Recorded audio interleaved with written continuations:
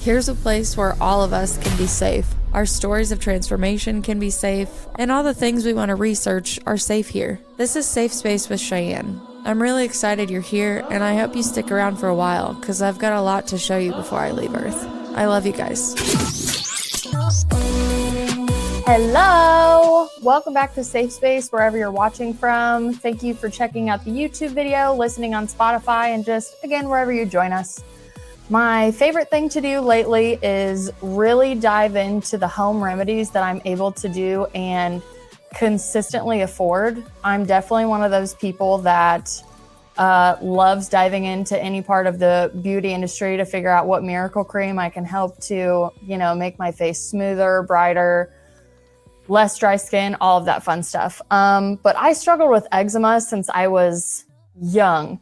So when I kept going to either the doctor or the dermatologist for any of the flare-ups that I had, they would always say, oh, it could be from a chemical in your clothes. We don't know. It could be from a detergent that you use. It could be from a food that you're eating. Whatever goes into your body is obviously going to be pushed out through your skin. So obviously you're having a negative reaction to something in your life, but we're not going to be able to pinpoint it today in this doctor's office. No fault to them because we have no ideas what type of chemicals are actually coming in and out of these products that we see.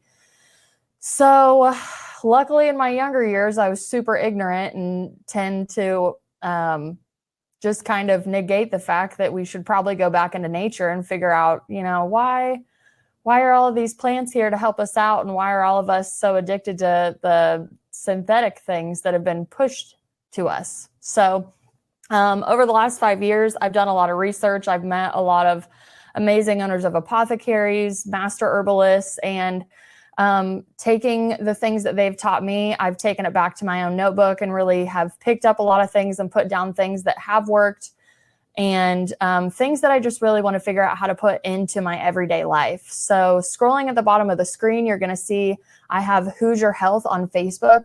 That's my friend Tiffany Hoosier. She is a master herbalist and she is completely dedicated to the natural life, bringing you back home to yourself, revitalizing your mind, revitalizing your soul and your body, right? So a couple of the things I'm going to talk about today are things that I have been putting in my everyday life because they are extremely affordable. There are things in your house that you already have. If you don't have, they're easily accessible and you can whip them up and use them whenever you would like. Like I said, these are affordable. I would love a miracle cream that I could consistently buy over and over, and I didn't really feel like it was like breaking the bank. But again, I really have no clue what anybody's selling me more in a lot of these companies. I read in a documentary, I shouldn't say read in a documentary, I saw in a documentary and did my own research afterwards that there is the phrase fragrance on a lot of the products that we get, whether it's cleaning products, perfumes, you name it, it's in there. But there is a weird loophole where they're able to hide hundreds of chemicals just in the word fragrance. I think that's insane. Okay. I wish that I could name the documentary, but I do know that there was a kid who kept going into anaphylactic shock because people would spray like Axe body spray around him. And it kept happening to the point where his school was like, hey, nobody can have this. Like, this kid's going to die because we can't figure out what certain chemical in this product is, supposedly, suspiciously, maybe afflicting this kid. So I do know from the documentary again that the mother had reached out to the company if they could disclose their ingredients so they could go back to the doctor and see why her kid was having this adverse effect. And of course they weren't going to disclose it. So she went down the whole legislative lobbyist rabbit hole of why these companies were able to hide the ingredients that we're supposedly buying for them or pretending they're selling us one thing, but there's a bunch of other stuff in it. I don't really want to go super far down the rabbit hole because I'm really not here to condemn any of these companies. I'm really here to bring an awareness to the fact that before any of these companies existed, a lot of the herbs that we're all coming back to in a holistic lifestyle and a lot of the things laying around our house are 100% here for us, and our body is able to digest these down. I have not had any sort of eczema flare up in years, thanks to the research that I've done on my diet and the research that I'm going to present to you today of my own findings. So in the morning when I wake up, about 2 to 3 days a week, I have a super easy face mask that I like to do to really tighten my pores, rejuvenate my skin, and just add some all over, maybe placebo effect of, yes, my wrinkles aren't coming in as fast as they were when I was using other products. So I wake up in the morning and I grab an egg yolk and some honey and I mix it together and I slather it all over my face and I slather it down my neck and even up here, like past my collarbones and a little bit down, because that is very thin layers of skin that is going to age faster due to probably sun exposure. And, you know, just the fact that you got some thin skin over here on your neck. So for those of you, again, who are like, what? Egg and honey? That's crazy. Why would I do that? That food's for me to eat. It is for you to eat, but it's also good for your body because your body can break it down and absorb it. So why the skin, which is the biggest organ on your whole body, would it not be good for that? I'm not going to be one of those people that label like 10 bullet points of, hey, here's all the thing that honey and egg can be mixed to do together for you. I'm here to show you what I've been doing, plant some seeds, and I really want to push you out into a lot of the other blogs that are out there so you can go and, again, do your own research, find your own awareness, and what works for you works for you. So yes, it is said that it can tighten your pores, clear out bacteria, help with wrinkles, moisturize. You could go down the honey and egg rabbit hole all day long. So that's my little tidbit for you. Like I said, I do it about 2-3 times a week. If I don't need it, I'll skip a day and I don't mind, but I do find it extremely empowering to wake up in the morning and know that this very low cost thing has added 10 times more vitality to my life than I've ever found in any quote unquote miracle cream that I wish was helping my face. But again, I'm one of those people. I'm very conscientious about the chemicals that are going in my body because I am aware a lot of the stuff cannot be broken down. So moving on from a face mask. Another thing I like to do, I don't do this every day because it's obviously an exfoliant, but I do a exfoliating recipe with coffee grounds, coconut oil, honey, and squeezed lemon. And sometimes I will add an Epsom salt and a couple different essential oils if I feel it. So I actually take the coffee that's already been made in our coffee machine and I'll lay it out and I'll let it air dry for several days to make sure it's super dry. I've never just pulled coffee out of the cabinet that hasn't been roasted and done it. So I'm not going to recommend that only because I haven't tried it and I really only want to direct from my own experience. So that's the prep that I do have to do to get the coffee into it. But there are other companies that you could buy from if you're really looking for that like extra exfoliant. So breakdown of this is grab your coffee grounds, melt your coconut oil a little bit. It depends on how exfoliating and rough you really want this to go. If you want it to be more of like creamy and silky and glide over your skin a little bit, you can do that. If you want it a little thicker and chunkier to let that coffee ground really scrub up against that dry skin, it's just going to be really what you want because you're your own doctor now, right? Okay, so coffee grounds, coconut oil, squeeze some honey in there, and then I squeeze about a half a lemon in mine, depending on how big the bulk is for me. If I'm just going to do a face exfoliant, it's going to be maybe half a lemon for me specifically. If I'm going to do my whole body, I do a pretty big portion because I'm going to lather up from head to toe. And for me specifically, I'm going to do, again, I'll let it sit on for maybe 10 minutes, maybe 15. The lemon, if anybody uses lemon on their body for anything whatsoever, it's going to tingle. And my tingle can only go so far on my body and my face before I'm like, get this off of me. But you'll notice after you're rinsing it all off, a lot of the pores that you could possibly have a lot of ingrown hair issues with, they will clear up over time with this. It's natural. It's made from Mother Earth. So again, you don't have to worry about any weird sneaky chemicals coming in.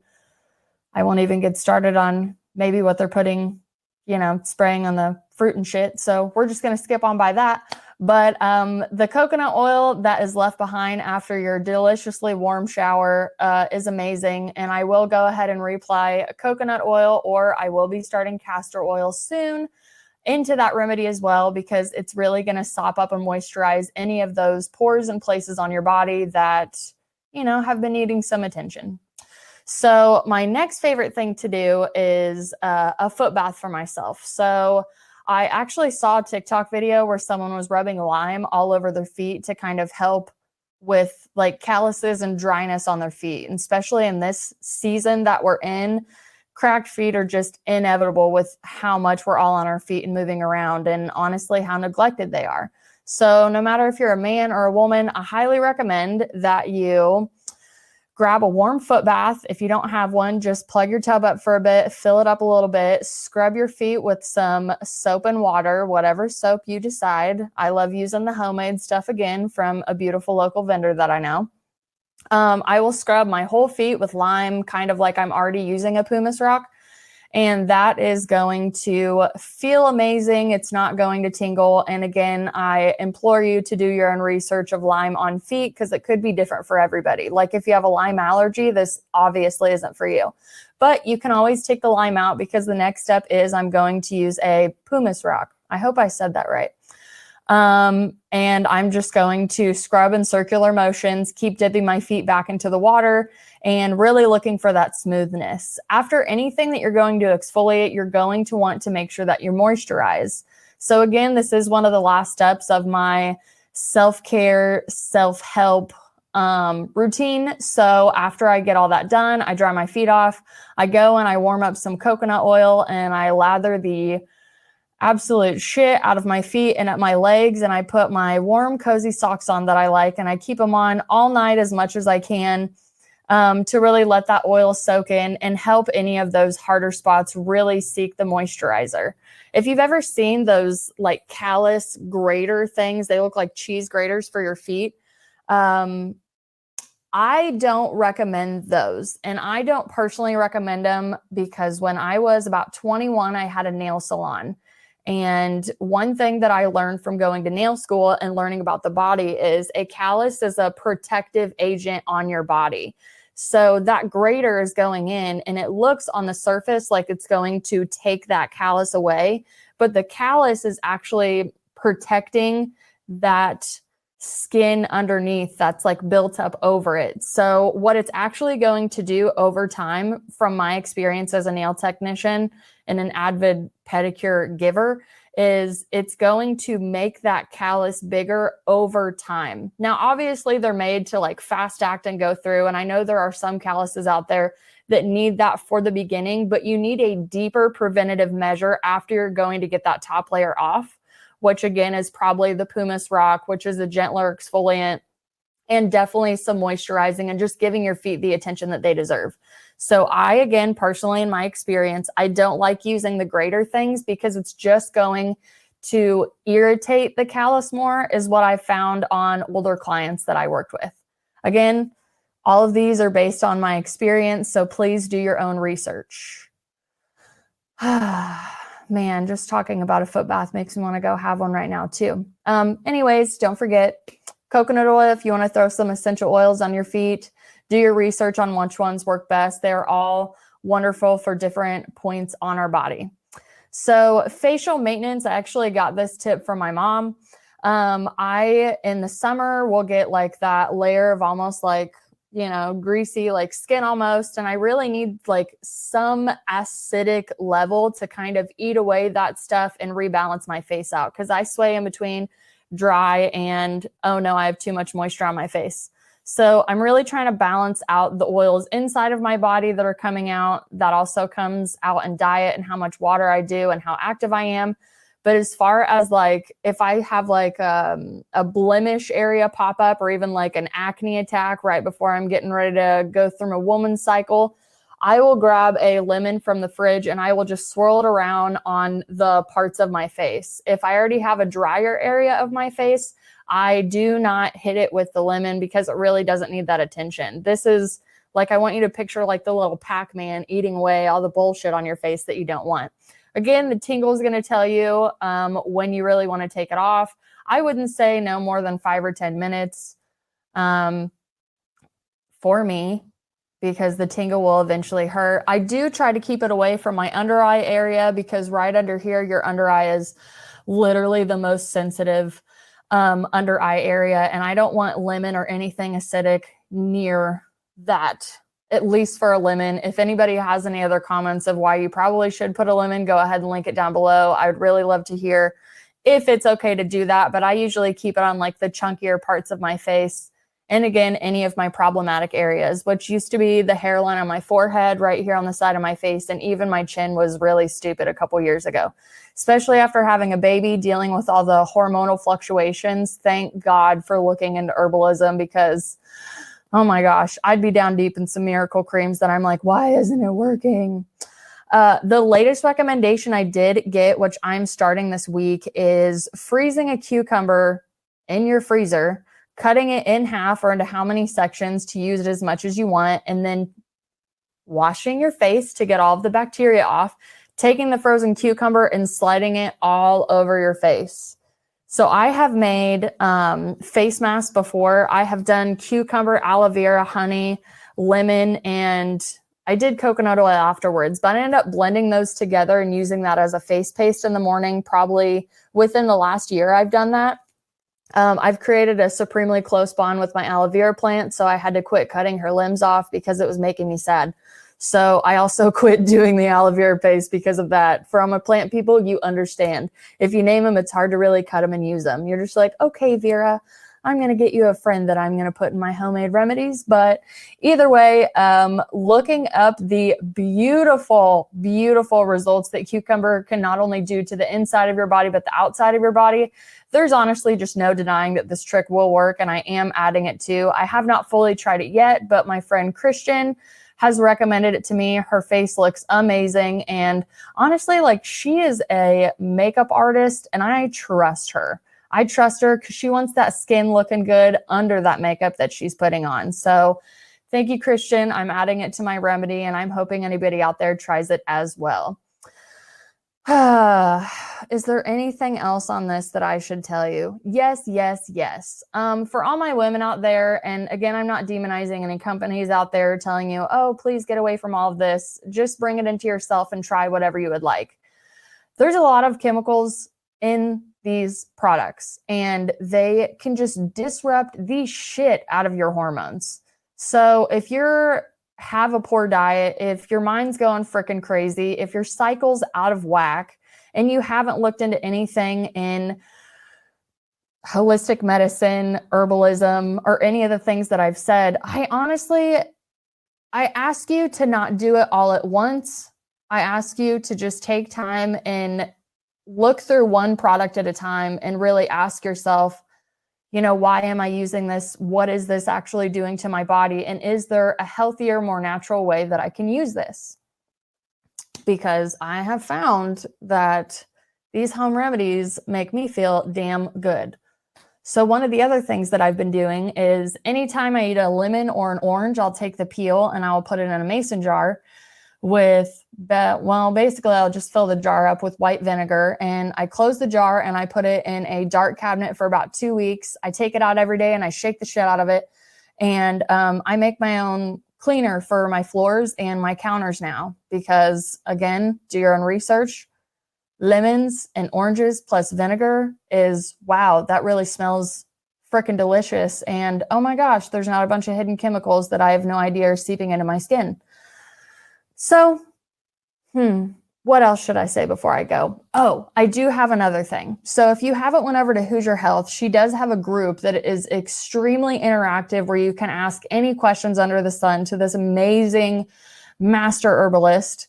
She will post questions that you can ask about, hey, like what old time remedies do you still use that you can't really get away from?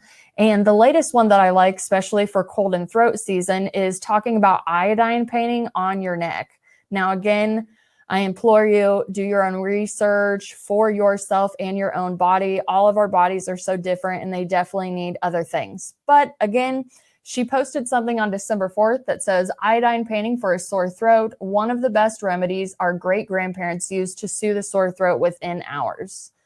Now, I would like to say that I'm not one of those people that likes to demonize modern or Western medicine, even though I've been put through the ringer through mental health, eczema creams, and so many things that I couldn't even name right now.